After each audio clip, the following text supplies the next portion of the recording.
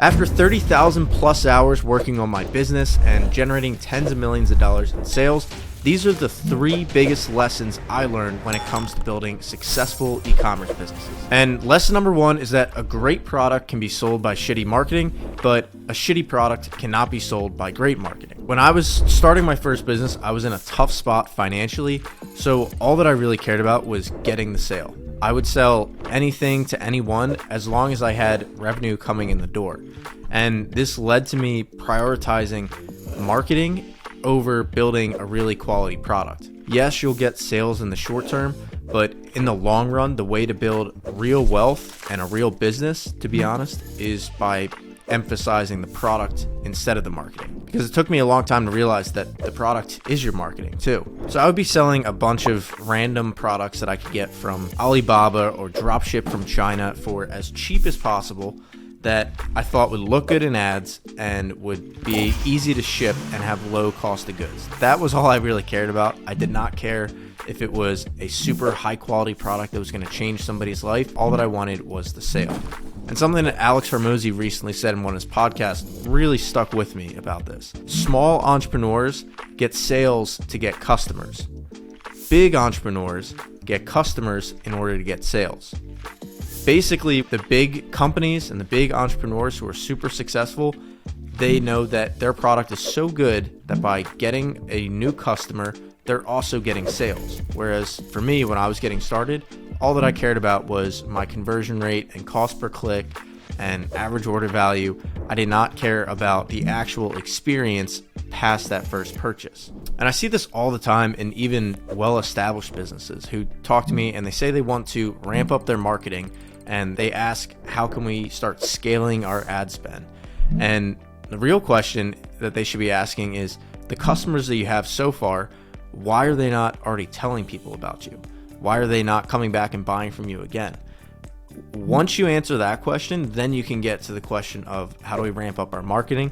But until you get there, you really need to sit with that. And the second lesson I learned is, especially early on, focus on the skills that you're learning rather than the business itself. So the first business idea I ever had was this subscription box for entire families to play this interactive game. I thought it was the best idea in the world. I started diving into researching everything involved with that. I invested a ton of time and effort into the supply chain and got really married to the idea. And I thought, this is going to work out. This is going to be the way that I make millions. But as I got further and further invested into it, and I had no money to begin with, but as I was like racking up credit card debt, I realized that this was just not a viable option for me. And it really took a toll on me because I had attached my own personal identity to the success of this business, which made me feel like a complete failure. And it wasn't until I was at dinner with a family friend and he was talking about a problem that he was having in his business, something marketing related, that I thought that maybe I had heard something in one of the Facebook courses I had taken. And so I, without even really looking up, just gave a suggestion like, oh, maybe you could try X, Y, or Z. And they're like, that's a great idea. How'd you come up with that? And it wasn't until that moment happened that I realized that the skills that I've been learning on this failed business was the real success. And that's why the lesson is to focus on the skills that you're building and not just the actual business itself. Because you're going to have failures. Your business is going to fail, especially early on. But the good news is that you never actually lose if you can adopt a win or learn mentality. Basically, either things go great and you win, or they don't go great, the business flounders or flops, maybe you have to close it and pivot to something else. And a lot of people would see that as losing, but you can see that as an opportunity to learn, because now you've gotten new skills, you've learned what not to do, and view that as a win for yourself and your own ego rather than getting down on yourself that you lost. Like, every successful entrepreneur has a story about how they were down in the dumps, and then the thing that separates them from everybody else is that they kept going and they kept stringing together those losses enough till they had compounded enough of them, until they had built up enough of them to start getting wins. And also, just for your own sanity, realize that you are separate from your business and you have value all on your own. It doesn't matter if the business makes $1 billion or $0. And lesson 3 is simultaneously the most valuable and the most challenging lesson I had to learn, and that is laser focus at all costs. So fast forward a couple of years after I started my business, we started doing pretty well.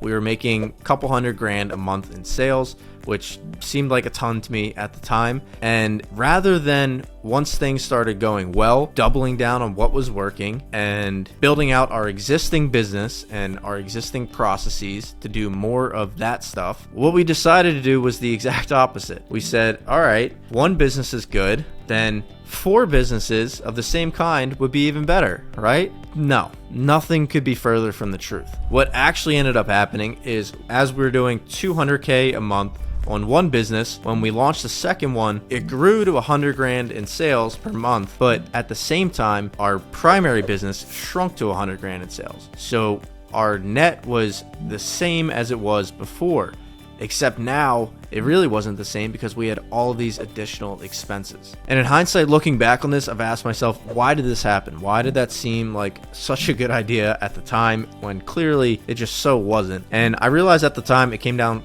to, 1, a lot of immaturity with business, but 2, not being willing to sit there and do the quote boring work. Because when you grow a business to a certain point, in the beginning it's super exciting, all the possibilities are in the palm of your hand, world's your oyster, and then as you grow past that phase, it becomes a little bit less than that. It becomes repetitive and monotonous, and that's when shiny objects start popping up, ways to seemingly recreate that initial success and flair and excitement that you had.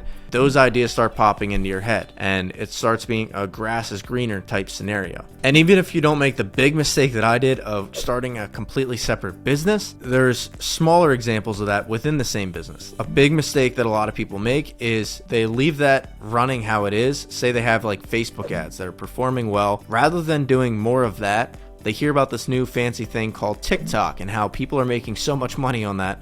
And then they're like, oh, we should do that now. So they jump over to TikTok and try to learn the platform because it's working so great for all these other people. And at that same time, their Facebook presence is slipping. Their performance is dropping. And TikTok, maybe they get it to do like a quarter or half of what they were doing originally. But in the end, it's a net negative. So basically, it just takes a lot of discipline to be able to say no to the shiny object or the sexy new thing out there and just say, I'm going to keep doing this same thing until I grow to the point that I want it to be at. And that's really what it takes to grow a business from 1 to 10 million, and 10 million plus is a little bit different, but 1 to 10 million is just doing the same thing day in, day out, repetitions, and building your team to help you do that. Number 1 is product over marketing. Number 2 is your skill set over your business. Don't get married to your business because it will die and you'll be sad. And 3rd is focus, or do the boring work. So I hope you guys like this kind of content. Let me know in the comment section below if there's any other types of videos you'd like to see me make. And if you're interested in a much more in-depth and tactical overview of how to start a Shopify dropshipping business, then be sure to watch this video over here. I give you a 365-point checklist and I go through all of it with you. So hope that helps, and thanks for watching. I'll see you in the next video.